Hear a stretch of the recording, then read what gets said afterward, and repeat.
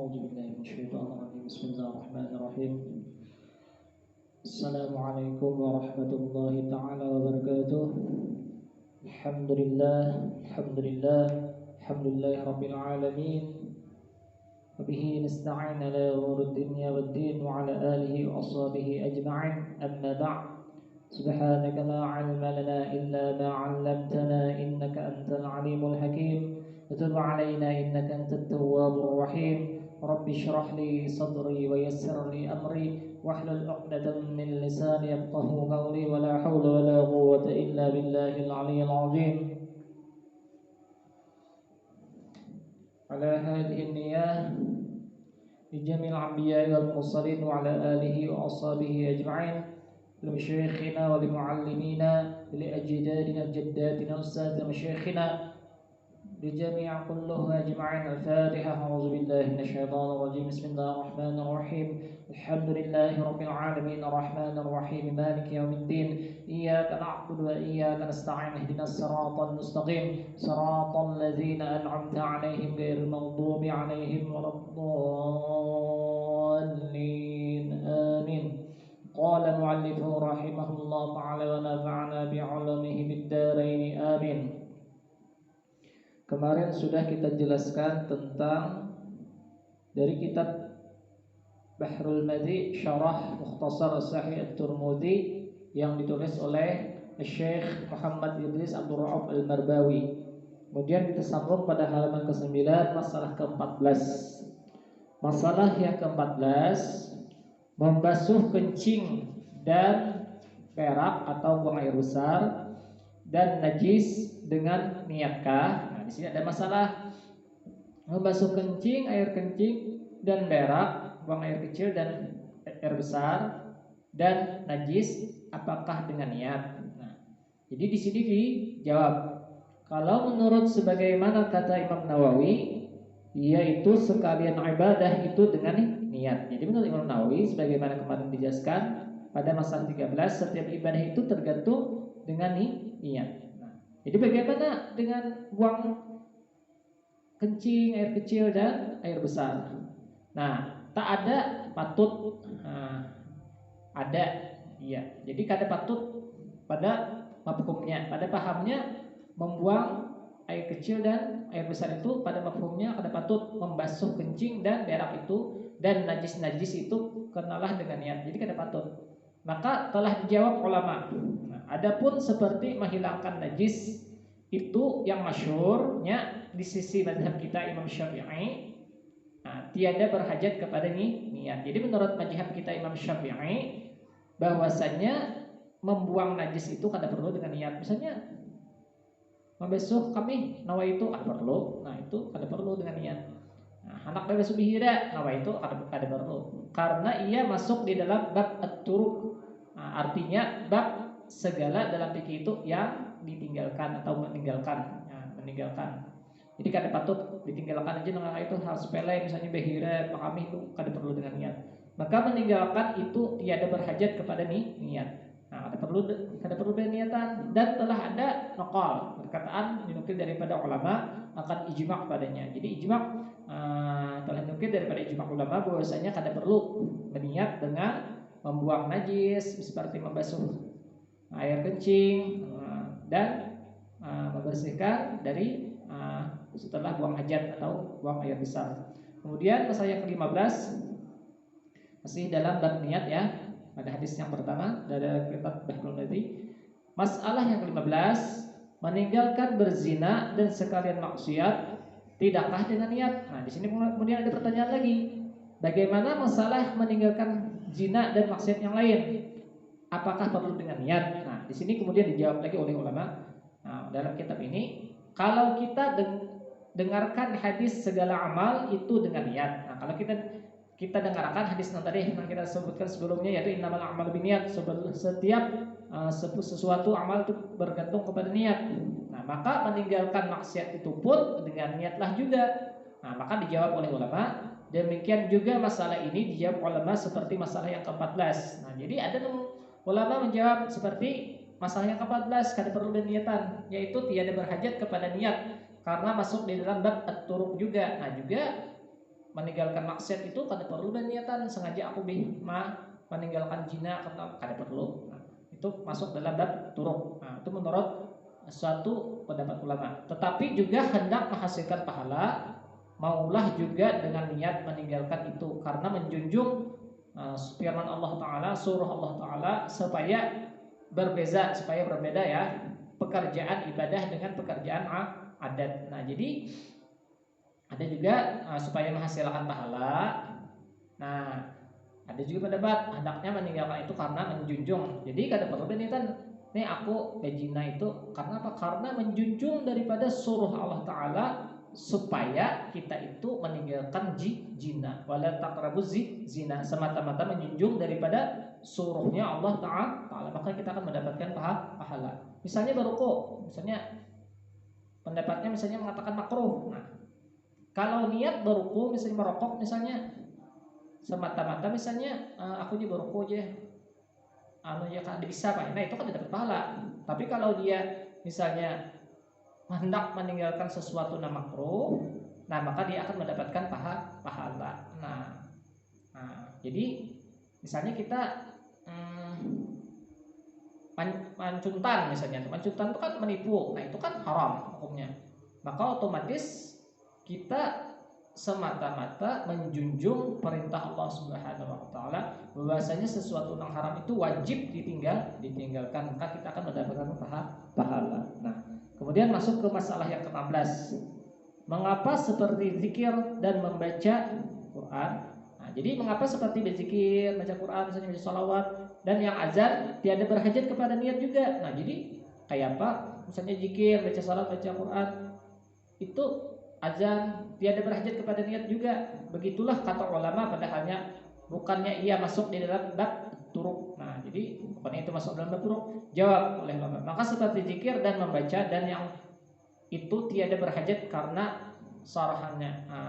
Karena dalam keterangannya, itu tetapi jikalau karena bermaksudkan pahala dengan niat juga, sebagaimana kalau engkau kata kalau begitu tiadalah menghabisi sekalian amal itu dengan niat, sebagaimana kata Imam Nawawi. Nah, jadi kata Imam Nawawi kalau begitu kadalah habis sekalian amal itu dengan niat. Nah, sebagaimana kata Imam Nawawi. Nah, jadi kalau kita bermaksud hendak mendapatkan pahala dengan niat tadi, nah maka kan habis pahala kita tadi kata Imam Nawawi. Nah, dalam masalah bab niat, tiada dikira amal dengan tiada ada niat. Jawabnya tiada kadang dikira amal itu kada ada niat. Nah, jawabnya menghabisi surga tetapi bukanlah menghabisi sama sekali hingga dikatakan membetuli tiap-tiap perkaranya. Hanya menghabiskan pada kebanyakan ibadah juga, sebagaimana yang di atas tadi, sebagaimana di atas pasal yang 15 tadi. Setengahnya ada sebagian mengatakan sahnya ibadah itu dengan niat. Nah, dan mengatakan setengah sebagian mengatakan ulama itu sahnya ibadah itu dengan niat. Nah, dan sebagian yang lain untuk mencapai pahala ada juga. Nah, supaya mencapai pahala kita berniat. Nah, ada juga yang kayak itu. Dan setengahnya dan sebagiannya juga ada berpendapat bahasanya mencapai pahala saja. Nah, setengahnya bagi untuk mencapai pahala saja. Nah, jadi satu setengah ulama itu supaya maslahat ibadah niat itu. Kemudian ada juga supaya mencapai pahala, supaya dapat pahala. Dan setengahnya supaya bagi mencapai pahala saja. Nah, kada dapat nang lain. Nah, itu ya. Itu masalah niat yang ke-16. Kemudian masalah yang ke-17, masalah mengapa Imam Abu Hanifah dan mazhab Imam Hanafi sah wudu dengan tiada niat. Nah, jadi menurut mazhab Imam Abu Hanifah, Imam Hanafi, sah wudu itu kada ada niatan. Nah, jadi dalam mazhab Imam Hanafi kada perlu langsung ambil air langsung basuh muka, kada perlu dengan niat. Dan sekali imam nang lain mewajibkan. Nah, dalam mazhab Syafi'i, Maliki, Hambali itu nang lainnya itu mewajibkan malahan kedudukan niat itu dalam masalah wudu, sahnya wudu. Nah, dijawab oleh ulama di sini. Karena pada ijtihadnya Imam Abu Hanifah, Imam Hanifah itu Nu'man ya, beliau ya. Jadi beliau sudah mencapai makam ijtihad. Beliau hafal Quran, hafal hadis ribuan ya. Jadi wajar orang menduduki makam ijtihad. Sedangkan kita jangankan baca Quran aja kadang salah. Nah, jadi mengambil air sembahyang itu sebagai menutup aurat juga. Jadi menurut Imam Abu Hanifah, menurut kalau Abu Hanifah mengambil air itu sembahyang itu sama kata beliau kayak hukumnya menutup aurat. Kayak ginian misalnya mengambil kerudung menutup aurat, menutup rambut juga. Adakah menutup aurat itu dan sebagai itu dengan niat? Nah, adakah orang menutup orang nawa itu sengaja aku menutup kerudung? Nah, jadi kata beliau dengan niat pada hal itu kada jadi syarat, kada merupakan sah di sini. Nah, bagi sah sembahyang seperti wudhu juga. Nah, jadi dikiasakan sidin ambil niat tadi berwudhu tadi sama dengan orang ketika memakai kerudung untuk menutup aurat. Maka sebagaimana menutup aurat itu tiada payah dengan niat, demikianlah juga wudhu. Nah, itu sidin pendapat sidin kata pendapat Abu Hanifah, kada perlu lagi ambil air utuh dengan niat, langsung aja berwudhu. Nah, kan sebagaimana ketika perempuan menutup aurat. Nah, kan ada hajat lagi kepada niat waktu mengambilnya. Jadi kita misalnya orang datang mengambil pakai kerudung orang lain mahram. Nah, ya udah kerudung supaya menutup aurat. Nah, ada niatan lagi. Nah, bagaimana itu pendapat Imam Abu Hanifah. Sekiranya kita bangkang atau kita tolak ya, ada kata ingkari. Bangkang aja kita kalau Melayunya ya bangkang itu membangkang artinya kada ikut. Nah, dengan kata kalau sebanyak itu saja kias Imam Abu Hanifah akan mengatakan mengambil wudhu tiada berhajat kepada niat. Nah, jadi kata Imam Abu Hanifah bagian tuh ada yang membantah pendapat daripada Imam Abu Hanifah. Nah, seandainya ya kias Imam Abu Hanifah nih mengatakan mengambil wudhu itu kan ada hajat kepada niat, maka sekali imam lain hendaknya tampak juga, tetapi mengapa diwajibkan oleh imam lain mengambil wudhu dengan niat? Dan lagi pula mengapa Abu Hanifah mewajibkan niat waktu tayamum? Nah, sedangkan sidin ketika wudhu kada mewajibkan tentang niat, sedangkan ketika tayamum menurut pendapat orang yang bertakun nih yang bertanya waktu tayamum, sedangkan sidin mewajibkan. Nah, seperti imam-imam yang lain juga, imam-imam yang lain seperti Syafi'i, Hambali, Maliki. Nah, padahalnya tiadalah ubahnya tayamum itu dengan wudhu. Nah, sedangkan wudhu dan tayamum itu kedudukannya juga untuk taharah, dalam taharah ya, masalah taharah bersuci. Yakni jika laut tak ada air, maulah sembahyang dengan tayamum. Nah, jadi bila kita mendapatkan air, maka sembahyangnya cukup bersucinya dengan tayamum ya, seperti tanah nang kering ya, debunya. Nah, dengan berdebu. Maka jawabnya amatlah panjangnya dan luas perbincangan ulama dan keterangan pada masalah ini sebagaimana tersebut di dalam kitab Al-Aini.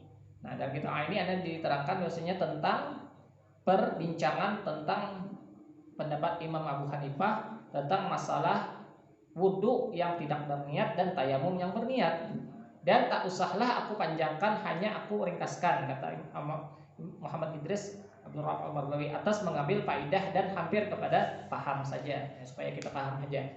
Nah, kemudian semuanya wa innamal likulli imri'in ma nawa, dan hanya saja bagi tiap-tiap seorang barang yang diniatkannya. Jadi setiap sesuatu perbuatan itu tergantung kepada diniatkannya. Nah, jawab Hanafi, jadi dijawab oleh Imam Abu Hanafi, jikalau wajib mengambil air sembahyang itu dengan niat. Nah, seandainya mengambil air sembahyang itu, air wudhu itu wajib, kata beliau, niscaya pada masa Bani Nabi, masa Nabi kita mengajar orang-orang Arab yang jahil, orang Arab jahiliyah itu pada mengambil air sembahyang itu ada diajarnya berniat. Nah, jadi jika kata beliau merujuk ya beliau ini kepada ajaran Nabi ya. Pada masa Nabi itu ajar beliau, Nabi itu mengajari orang-orang Arab jahil mengambil air sembahyang itu dengan niat, sedangkan Nabi mengajari orang Arab itu kada niatan sebagaimana imam-imam lain. Nah, maka yang demikian itu tidak ada, kata beliau, tayamum. Nah, tayamum. Nah, sebab diwajibkannya niat karena tanah itu bukan membersihkan seperti air. Nah, jadi kata beliau, ilahnya sebabnya karena diwajibkan niat pada waktu tayamum, sedangkan di waktu wudhu ada diwajibkan kata beliau. Nah, menurut pendapatku kata beliau, niat karena tanah itu bukan membersihkan seperti sifat air. Jadi sifatnya tanah itu tidak seperti air bersihnya. Nah, karena keadaan darurat tidak ada air, nah maka diwajibkan dan niat pada waktu tayamum kata Imam Abu Hanifah. Maka dengan karena daifnya, kelemahnya demikian ini digambarkan dengan niat supaya kuat ya. Nah, jadi supaya kuat maka waktu bertayamum itu kata beliau berwudu. Nah, sedangkan waktu ada air, nah itu disidin kada lagi dia niatan disidin. Nah, itulah menurut mazhab Imam Abu Hanifah. Nah, kemudian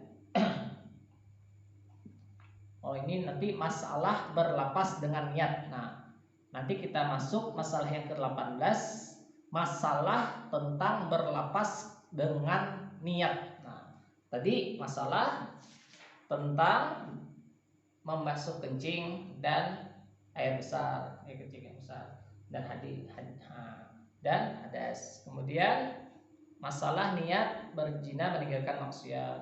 Yang ke-16 masalah berniat mengapa jika dibaca Quran dan membaca itu ajan kada perlu hajat niat. Kemudian masalah yang ke-17 mengapa Abu Hanifah sah wudu dengan tiada niat sedangkan tayamum dengan niat. Nah, sampai di sini dulu ya.